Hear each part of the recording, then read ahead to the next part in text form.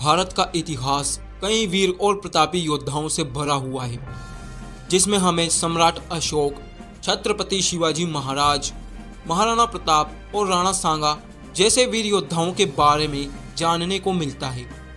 ऐसे ही भारत के इतिहास में हमें एक ऐसे वीर योद्धा के बारे में जानने को मिलता है जिसने केवल 40 सैनिकों के साथ मिलकर मुगलों के गढ़ आगरा में घुसकर मुगल बादशाह शाहजहां अपने समक्ष घुटनों पर ला दिया, जिनके बारे में बताया जाता है कि ऐसे वीर का 2 बार अंतिम संस्कार किया गया।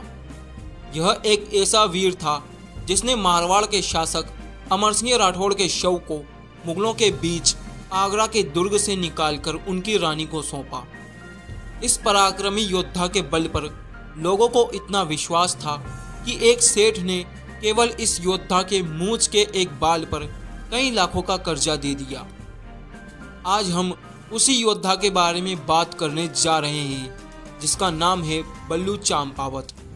बल्लू चांपावत मारवाड़ के शासक अमर सिंह राठौड़ के भाई थे।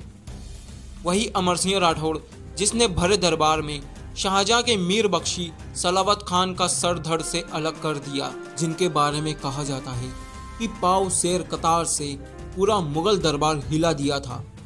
बल्लू चांपावत और अमर सिंह राठौड़ के मध्य कुछ मतभेद था, जिस कारण बल्लू चांपावत और अमर सिंह राठौड़ एक दूसरे को शत्रु समझते थे। जहां अमर सिंह राठौड़ मारवाड़ के शासक थे, वहीं बल्लू चांपावत मारवाड़ राज्य में लूटपाट किया करते थे। हालांकि बल्लू चांपावत मारवाड़ के बड़े और रईस लोगों को ही लूटा करते थे और उनसे लूटा हुआ धन मारवाड़ की आम जनता को दे दिया करते थे, जिस वजह से मारवाड़ की गरीब जनता खुशहाली से अपना जीवन यापन करती थी। परंतु मारवाड़ की जनता से लूटा हुआ धन बल्लू चांपावत कभी भी अपने घर में नहीं ले जाया करते थे। मारवाड़ के शासक अमर सिंह राठौड़ अक्सर बल्लू चांपावत से कहा करते थे कि तुमने कौन सा गढ़ जीत लिया जो मैं तुम्हें एक महान योद्धा समझूं। बल्लू चांपावत की एक बेटी थी और बल्लू चांपावत अपनी बेटी का विवाह करवाना चाहता था, परंतु बल्लू चांपावत मारवाड़ राज्य से लूटे हुए धन का उपयोग करके अपनी बेटी का विवाह नहीं करवाना चाहता था, जिस वजह से वह वीर योद्धा मारवाड़ के एक सेठ के पास कुछ कर्ज लेने जाते हैं, जिस पर वह सेठ बताता है कि कर्ज लेने के लिए आपको कोई चीज गिरवी रखनी होगी। परंतु बल्लू चांपावत के पास कोई भी ऐसी चीज नहीं थी जिसे वह गिरवी रख सके। तब बल्लू चांपावत अपनी मूंछ का एक बाल तोड़कर उस सेठ को देता है और उससे कहता है कि इस मूंछ के बाल को आप तभी लौटाना जब मैं आपका पूरा कर्जा दे दूंगा। सेठ बल्लू चांपावत को कर्जा दे देता है, जिससे बल्लू चांपावत अपनी बेटी का विवाह करवाता है। कुछ दिन बीत जाने के बाद बल्लू चांपावत को खबर मिलती है कि शाहजहां ने मुगल दरबार में अमर सिंह राठौड़ की हत्या कर दी है और शाहजहां ने अमर सिंह राठौड़ की लाश को आगरा के किले के ऊपर रखवा दिया है, ताकि चील कौवे अमर सिंह राठौड़ को नोच नोच के खा सके।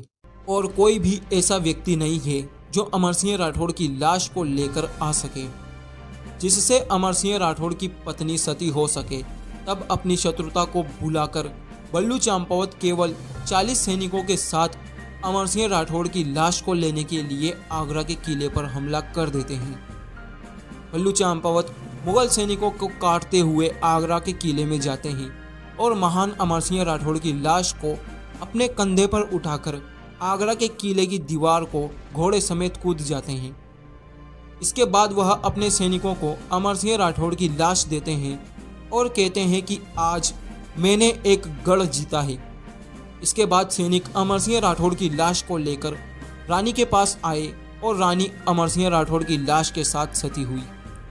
परंतु आगरा के किले में लड़ते हुए बल्लू चांपावत भी वीरगति को प्राप्त हुए और मारवाड़ के उन सैनिकों ने बल्लू चांपावत का अंतिम संस्कार किया। परंतु जिस सेठ ने बल्लू चांपावत को कर्ज दिया था, वह सेठ अब मुंबई जाकर रहने लगा और उस सेठ के परिवार में एक व्यक्ति ने उस सेठ की बही खाते को खोला, जिसमें बल्लू चांपावत के बारे में लिखा था। वह व्यक्ति बल्लू चंपावत के उस मूंछ के बाल को लेकर बल्लू चंपावत के वंशजों के पास आया और उनको पूरी बात बताई।